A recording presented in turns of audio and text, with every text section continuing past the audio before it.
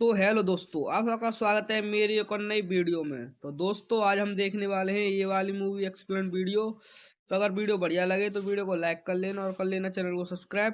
तो चलिए वीडियो देखना करते हैं शुरू। कहानी की शुरुआत होती है आज से 65 साल पहले, जब दुनिया न्यूक्लियर वॉर की वजह से लगभग खत्म सी हो गई थी। बिजली और हर तरह के कम्युनिकेशन सिस्टम एक ही रात में पूरी तरह बर्बाद हो गए। पूरी दुनिया बहुत बुरे दौर से गुजर रही थी। तब अमेज़न के जंगलों में एक साइंटिस्ट को जेनेसिस पेड़ मिला। इसके करिश्माई फूल में इतनी ज्यादा ताकत थी कि ये पूरी दुनिया को बिजली दे सकता था। इससे इंसानों ने फिर से सब कुछ बनाना शुरू कर दिया। इस आविष्कार के बाद सभी जेनेसिस पेड़ सरकार के कंट्रोल में आ गए। इस न्यूक्लियर युद्ध के बाद पैदा होने वाले 90% बच्चों में जेनेटिक प्रॉब्लम्स आने लगी। इसके बाद साइंटिस्टों ने ये प्रॉब्लम सॉल्व करने के लिए उसी पेड़ के फूल को ह्यूमन डीएनए में डाल दिया। इसके बाद हर एक इंसान अपनी माँ के पेट से ही कोई ना कोई ताकत लेकर पैदा होने लगा। किसी की सुनने की शक्ति कुछ ज्यादा ही बेहतर होती तो किसी की नजर बहुत ज्यादा ही बेहतरीन। इस तरह की ताकतों के साथ पैदा होने वाले लोगों को जेनेटिक्स बुलाया जाने लगा और ये लोग इस नई दुनिया में बिल्कुल राजाओं की तरह जीने लगे। लेकिन लगभग 10% लोगों का इम्यून सिस्टम थोड़ा कमजोर था, जिससे उनके शरीर ने इस फूल को बिल्कुल भी एक्सेप्ट नहीं किया। इन लोगों को स्पेशल्स बोला जाने लगा और इन्हें सिर्फ छोटे मोटे काम दिए जाते, जैसे साफ सफाई, मेंटेनेंस वगैरह। अब हम जेनेसिस इंस्टीट्यूट में क्लोई को देखते हैं, जो इस वक्त एक स्टूडेंट बनकर क्लास ट्रिप पर गई है और उसका व्हीलचेयर वाला पार्टनर लियोन सफाई करने वाला बनकर वहां आया। सबका ध्यान हटते ही लियोन ने एक डिवाइस की मदद से बंद दरवाजा खोला और प्राइवेट एरिया में घुस गया। मैप चेक करते ही उसे पता चला कि 2 गार्ड पास में ही खड़े हैं, तो उसने वहां पर एक छोटा चूहे जैसा खिलौना भेजा। गार्ड्स उसके पीछे गए, उसे पकड़ा तो उस चूहे के अंदर से स्लीप गैस निकली, जिससे दोनों गार्ड बेहोश हो गए। लियोन ने उनकी चाबियां ली, वेंटिलेशन सिस्टम तक गया और गैस का टैंक जोड़ दिया, जिसके बाद स्लीपिंग गैस ने पाइप्स के अंदर से जाकर साइंटिस्टों को सुला दिया। फिर उसने मास्क पहना और लैब में घुसने की कोशिश की, पर उसका कोड गलत निकला। उसने क्लोई को कॉल किया और सही कोड लाने को कहा। मेन लॉबी में क्लोई ने कुछ लड़कों को स्पेशल्स के बारे में बोलते सुना कि उन्हें तो मार देना चाहिए। क्लोई ने उनसे झगड़ा शुरू कर दिया। बाकी बच्चे भी उन्हें उकसाने लगे। एक गार्ड भाग कर आया। क्लोई ने बेचारी बनकर गार्ड से मदद मांगी और उसी वक्त उसकी जेब से नोटबुक चुरा ली। नोटबुक में उसे सही कोड मिला जो उसने लियोन को भेज दिया। कोड मिलते ही लियोन जल्दी से लैब में घुस गया। उसने अपनी माँ की पुरानी घड़ी निकाली, जिसमें लिखा था कि हम सब एक हैं, हम सब बराबर हैं। ये पढ़कर उसे हिम्मत मिली। उसने एक लिवर खींचा, मशीन खुली और अंदर जेनेसिस ट्री था। उसने एक पुराना हथियार लिया और शीशे के अंदर छेद करना शुरू किया। लेकिन जैसे ही वो फूल तोड़ने लगा, पेड़ ने बहुत सारे स्पाइक शूट कर दिए और अचानक से अलार्म बजने लगा। लियोन ने फिर भी फूल को एक ब्लू कैप्सूल में पैक कर लिया। अनाउंसमेंट हुई कि ये बिल्डिंग अब लॉकडाउन में जा रही है और सबको जल्द से जल्द बाहर निकलना होगा। क्लोई लियोन का इंतजार करना चाहती थी, पर गार्ड्स ने उसे बाकी स्टूडेंट्स के साथ बाहर भेज दिया। किसी तरह किस्मत से लियोन भी समय रहते बाहर आ गया। बाहर लियोन ने जानबूझकर क्लोई को टक्कर मारी और उसका टेडी बियर नीचे गिरा दिया। उसने टेडी वापस देने से पहले कैप्सूल को टेडी के अंदर छुपा दिया। जब गार्ड्स ने लियोन की जेब चेक की तो उन्हें सिर्फ एक घड़ी मिली। उन्होंने घड़ी पर लिखी हुई बात का मजाक उड़ाया और साथ ही लियोन को फ्रीक कहकर पुकारा। एक आदमी बहुत ध्यान से सभी स्टूडेंट्स को चेक कर रहा था, लेकिन उसने भी ये तो नहीं सोचा कि इस टेडी के अंदर फूल छुपा हुआ होगा। कुछ देर बाद क्लोई और लियोन सड़क पर बड़ी स्क्रीन पर न्यूज देखने लगे। सेनेटर फ्रैंक लोगों से कह रहा था कि पैदा होने से पहले ही क्यों, हम फूल का इस्तेमाल लोगों के जन्म लेने के बाद भी तो कर सकते हैं। इसके बाद फेमस सिंगर मीरा वहां आई। उसने अनाउंस किया कि वो बिना ताकत वाले लोगों की डिस्ट्रिक्ट में फ्री टूर कर रही है, ताकि सब लोग एक साथ मिलकर रहें। अपना हुलिया बदलने के बाद लियोन ने क्लोई को समझाया कि पॉलिटिशियंस और सेलिब्रिटी सिर्फ ड्रामा करते हैं, उन्हें हम जैसे लोगों की कोई परवाह नहीं है। अभी थोड़ी देर पहले सड़क पर एक हमारे जैसे गरीब आदमी को खाने के स्टोर से धक्का देकर निकाल दिया गया। तभी हम देखते हैं कि एक सफाई करने वाला आदमी खिड़की से कुछ मिटा रहा था। वहाँ लिखा था डेथ टू द जेनेटिक्स, जिसका मतलब था कि सब लोग जेनेटिक्स को देखकर खुश तो नहीं है। वहीं मीरा के मैनेजर ने उसे कहा कि हालात खतरनाक हो रहे हैं। स्पेशल डिस्ट्रिक्ट जहाँ पर वो 10% लोग रहते हैं जिनके ऊपर उस फूल ने काम नहीं किया, वो पहले से बहुत रिस्की है। और बहुत ज्यादा भीड़ आएगी, इसलिए ऑटोग्राफ सेशन को कैंसिल करना होगा। मीरा को ये बात बिल्कुल पसंद नहीं आई। उसने कहा कि ऐसे थोड़ी आएगी एकता, मुझे लोगों के सामने जाना होगा, उन्हें अपने जैसा महसूस करवाना होगा। उसने इवेंट को कैंसिल करने से मना कर दिया। क्लोई और लियोन जब घर जाने लगे तो स्पेशल डिस्ट्रिक्ट के गेट पर गार्ड्स ने उनकी आईडी चेक की। लियोन शॉपिंग करने गया तब क्लोई टीवी पर फ्रैंक का इंटरव्यू देख रही थी। अब फ्रैंक बोल रहा था कि उसने ऐसी दवाई बनाई है जिससे वो 10% लोग जिनके अंदर ताकत नहीं आई थी वो भी अब इस ताकत को महसूस कर पाएंगे। उन्हें भी अब बाकी सब जैसा बनाया जा सकता है। क्लोई ये देखकर बहुत खुश हुई, लेकिन लियोन ने कहा कि ये सब झूठ है। फिर वो दोनों अपने घर गए एक छोटी सी वर्कशॉप में। क्लोई वहाँ पौधे उगाती है और लियोन कुछ डिवाइसेस बनाता है। लियोन फूलों से वो हिस्से निकालता है जिनके अंदर ताकत है और उनकी मदद से अपाहिज लोगों के लिए खास तरह के प्रोस्थेटिक्स बनाता है ताकि वो लोग भी एक आम जिंदगी जी सकें। क्लाइंट्स के पैसों से उनका रोज का गुजारा हो जाता है। क्लाइंट्स का काम खत्म होने के बाद एक आदमी ने जेनेटिक डिस्ट्रिक्ट से कॉल किया और कहा कि मुझे कुछ ठीक करवाना है। क्लोई ने मना कर दिया, ये कहकर कि हम लोग कहीं जाके ठीक नहीं करते, दुकान पे ही आना पड़ेगा आपको। पर जब लियोन ने सुना कि वो आदमी 3 गुना पेमेंट देगा तो उसने कहा कि कोई नहीं, आ जाएंगे। क्लोई डर गई क्योंकि ये थोड़ा इलीगल काम था। लियोन ने उसे समझाया कि मुझे सारा रास्ता पता है, कहाँ पे गार्ड्स हैं कहाँ पे नहीं, वो किसी को भी पता लगे बिना अंदर जा सकता है। अब वो दोनों एक महंगे से रेस्टोरेंट में पहुंचे जहां कुक ने उन्हें पीछे के दरवाजे से अंदर लिया। वो कुक भी उन्हीं की तरह था। उसके पास एक मैकेनिकल सूट था जो उसे चलने में मदद करता है अपाहिज होने के बाद भी। अचानक एंटी जेनेटिक्स नाम की गैंग मेन दरवाजा तोड़कर अंदर घुस गई और उन्होंने बिजली भी काट दी। लियोन ने सूट ठीक करने का काम पूरा किया। कुक ने कहा कि मैं देखकर आता हूँ बिजली कैसे चली गई, साथ ही आपके पैसे भी ले आऊंगा। गैंग ने अब रेस्टोरेंट को तोड़ना शुरू कर दिया और खास शक्तियों वाले इंसानों को मारना भी। कुछ ही मिनटों में बहुत से टेबल्स टूटे पड़े थे और बहुत सारी लाशें जमीन पर थी। फिर गैंग का लीडर दीवार पर कुछ लिखने लगा। इतने में कुक वापस किचन में आया। उसके शरीर पर खून लगा हुआ था। उसने अपनी आखिरी सांसें भरते हुए क्लोई और लियोन को बताया कि बाहर क्या हो रहा है और फिर दम तोड़ दिया। अब क्लोई और लियोन ने भागने की कोशिश की, लेकिन पीछे के दरवाजे पर ताला लगा हुआ था। अब उन्हें यहाँ से भागने के लिए कुछ तो दिमाग लगाना पड़ेगा। लियोन ने क्लोई से कहा कि कुक का मैकेनिकल सूट पहनने में मेरी मदद करो। कुछ मिनट बाद 2 गैंग वाले किचन में आए।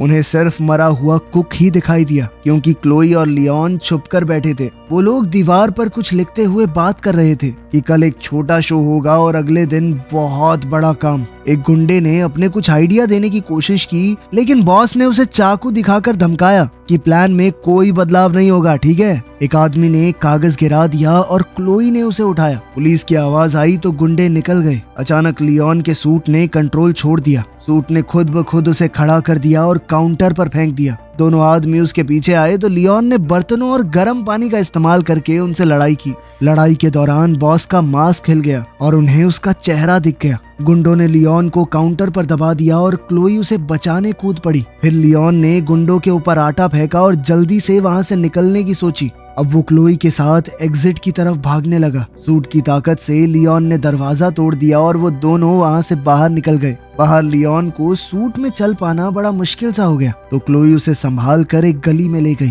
पुलिस की गाड़ियां पास से निकल गई पर उन दोनों को नहीं देख पाई। क्लोई ने हिसाब लगाया कि सूट की टांग थोड़ी टूट सी गई है, इसीलिए वो लियोन को घर तक सहारा देते हुए ले गई। अगले दिन रिपोर्टर्स ने पूरा केस दिखाया और फिर सिक्योरिटी कैमरास के एक फोटो में लियोन और क्लोई भी थे। अब मीडिया बातें फैलाने लगा कि शायद ये भी गैंग के लोग हैं। सारी इंफॉर्मेशन निकाली गई ताकि पुलिस को भेजी जा सके। स्पेशल फोर्सेस के कैप्टन हजिज ने कहा कि ये बिना खास शक्तियों वाले लोगों का जो एरिया है ना, ये क्राइम का अड्डा बन चुका है। हम जल्द ही स्पेशल डिस्ट्रिक्ट के ऊपर रेड करेंगे। लियोन और क्लोई डर गए क्योंकि उन्होंने उसे पहचान लिया था। दरअसल वो उसी गैंग का लीडर है जिसका चेहरा उन्होंने पिछले दिन लड़ाई में देखा था। क्लोई ने वो कागज खोला और पता चला कि वो मीरा के कॉन्सर्ट का फ्लायर है जिसके अंदर एक छोटा सा मैप बना हुआ है। वो लोग समझ गए कि इस गैंग वाले लोग कॉन्सर्ट पर हमला करेंगे और इस बात के लिए दोषी हम जैसे लोगों को ठहराया जाएगा। लियोन डर कर सामान पैक करने लगा ताकि वो शहर छोड़ दे, पर क्लोई ने कहा कि हमें लोगों को बचाना होगा। सिर्फ हम दोनों हैं जिसे पता है हमला कहाँ होने वाला है। बहुत सारे निर्दोष लोग मरेंगे वहाँ पर। क्या हम ऐसा होने देंगे? इस पर लियोन ने कहा कि एक ऐसा आदमी जिसका नीचे का शरीर चलता नहीं और एक 12 साल की लड़की क्या कर लेंगे? ये सुनकर क्लोई रो पड़ी। उसने कहा कि भैया तुम खुद गर्ज हो, और इतना कहकर भाग गई। लियोन चाहकर भी उसे रोक नहीं पाया। इसके बाद फ्लैशबैक में दिखाया जाता है कि एक जवान लियोन अपने पिता के ऑफिस में घुस गया था अपनी फाइल देखने के लिए। वहाँ उसे पता चला कि वो स्पेशल है। जैसे ही उसके पिता को पता चला कि उसका बेटा एक स्पेशल है, उसके पिता ने उसे वहीं पकड़ लिया। ये सब याद करके और अपनी माँ की घड़ी को देखकर लियोन ने फैसला किया कि उसे कुछ तो करना होगा। कुछ घंटों बाद क्लोई वापस आई और लियोन को सूट को ठीक करते हुए देखा। उसने लियोन की सूट पहनने में मदद की। लियोन ने अपने हाथ पांव थोड़े चलाकर देखे और कहा कि वो ह्यूजेस को पकड़कर उसके गुनाह कबूल करवाएगा उससे। लियोन ने कुछ अबाड़ कबाड़ चीजों से अपने लिए हथियार बना लिए और लोहे तक को मोड़ देने की अपनी ताकत दिखाई। क्लोई को सूट के अंदर कुछ खास तरह की तारें दिखी तो वो एक केमिकल बनाने दौड़ी जिससे सूट में लगे हुए हथियार एक्टिवेट हो जाएं। उसी वक्त मीरा स्पेशल डिस्ट्रिक्ट में कॉन्सर्ट कर रही थी। जनता उसे देखकर पूरी तरह बेकाबू हो गई। फैंस को लोग धक्का मारने लगे। सिक्योरिटी उन्हें जैसे तैसे पीछे कर रही थी। कॉन्सर्ट के बाद मीरा बस में चढ़ने जा रही थी, तब गार्ड्स ने उसकी सिक्योरिटी और मैनेजर को मार कर गिरा दिया। फिर रेबल्स ट्रक में आ गए और दीवारों पर अपना मैसेज लिखने लगे। हजिस ने मीरा को धमकाया कि चुपचाप हमारे साथ चलो वरना बुरा होगा। तभी लियोन वहां पर सूट और मास्क पहने आ गया। वो बालकनी से नीचे कूदा और सीधा हमला करना शुरू कर दिया,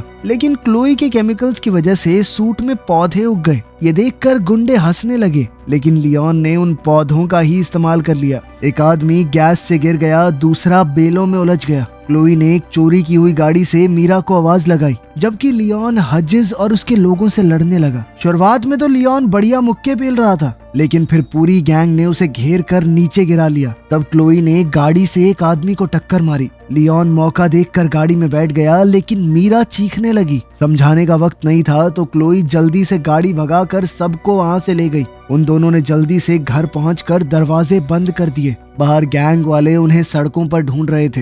वहीं टीवी पर रिपोर्टर्स बोल रहे थे कि मीरा को किडनैप करने की कोशिश की गई, लेकिन एक अनजान हीरो ने उसे बचा लिया। दूसरी ओर मीरा ने देखा कि लियोन घायल हो गया था। अब उसने जल्दी से लियोन के जख्मों पर मरहम पट्टी की और बताया कि मैं पहले एक डॉक्टर बनना चाहती थी। क्लोई ने लियोन की एकदम फ्लावर हीरो जैसी ड्राइंग बना दी, जो लियोन को तो बिल्कुल पसंद नहीं आई, लेकिन मीरा ने कहा कि नहीं है तो बढ़िया। अब लियोन ने मीरा को हजिस का सच बताया। इस पर मीरा कहने लगी कि देखो अब मैं जल्द से जल्द घर जाना चाहती हूँ। कल मेरा एक इवेंट है फ्रैंक के साथ फैमिली सेंटर में। लियोन को लग रहा था कि एंटी जेनेटिक्स गैंग का अगला टारगेट फ्रैंक होगा। आज उन्होंने मीरा पर हमला किया था तो वो कल फ्रैंक पर जरूर करेंगे। ये गैंग जन्म होने के बाद लोगों में होने वाले एनहांसमेंट या बदलाव के खिलाफ थी। ये मानते थे कि जो जैसा पैदा हुआ है वो हो गया। मीरा इस सब के बारे में पुलिस को आगाह करना चाहती थी, पर लियोन ने मना कर दिया क्योंकि हजिस भी तो एक पुलिस कमांडर ही है। अब उन लोगों ने मिलकर आगे का प्लान बनाया।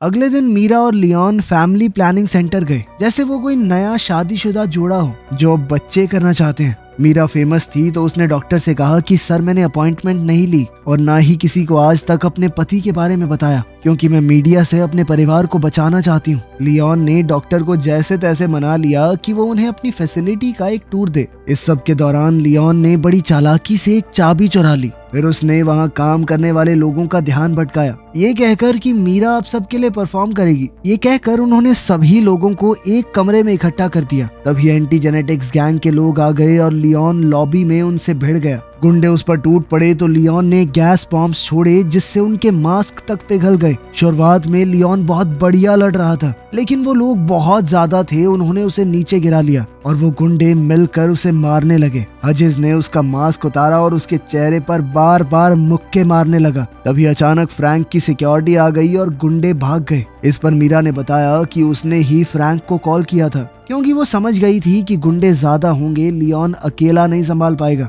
लियोन ने पूछा कि गार्ड्स ने गुंडों को फॉलो क्यों नहीं किया, तो फ्रैंक ने कहा कि तुम हमारे लिए उनसे ज्यादा जरूरी थे। पता चला कि फ्रैंक असल में लियोन का पिता है। क्लोई ये सुनकर पूरी तरह चौंक गई। वो सोच में पड़ गई कि लियोन ने आज तक उससे झूठ कहा कि उनके पिता मर चुके हैं। वो नाराज होकर वहाँ से भाग गई। अब रिपोर्टर अंदर आ गए तो उन्हें देखते ही फ्रैंक का पॉलिटिशियन मोड ऑन हो गया। उसने कहा कि मेरा बेटा एक प्रूफ है। कि जेनेटिक्स और ऐसे लोग जिनके ऊपर फूल ने काम नहीं किया, उन लोगों के बीच में गैप बहुत ज्यादा बढ़ गया है। इसीलिए कल वोट बड़े ध्यान से देना। एक हफ्ते बाद अनाउंस हुआ कि फ्रैंक के प्रोजेक्ट को लगभग सबने अप्रूव कर दिया है। बहुत सारी बसेस स्पेशल डिस्ट्रिक्ट में आई और सभी गरीब लोगों को शहर के बाहर एक मेडिकल कैंप में भेज दिया गया। इस ट्रीटमेंट के बाद उन लोगों के अंदर भी कोई कमी नहीं रहेगी, तो इसीलिए उनकी रहने की जगह यानी स्पेशल डिस्ट्रिक्ट को खोल दिया जाएगा और सभी लोग आराम से एक साथ रहेंगे। कोई रोक टोक नहीं होगी बीच में। मेडिकल सेंटर में लियोन पूछने लगा कि क्लोई कहाँ पर है,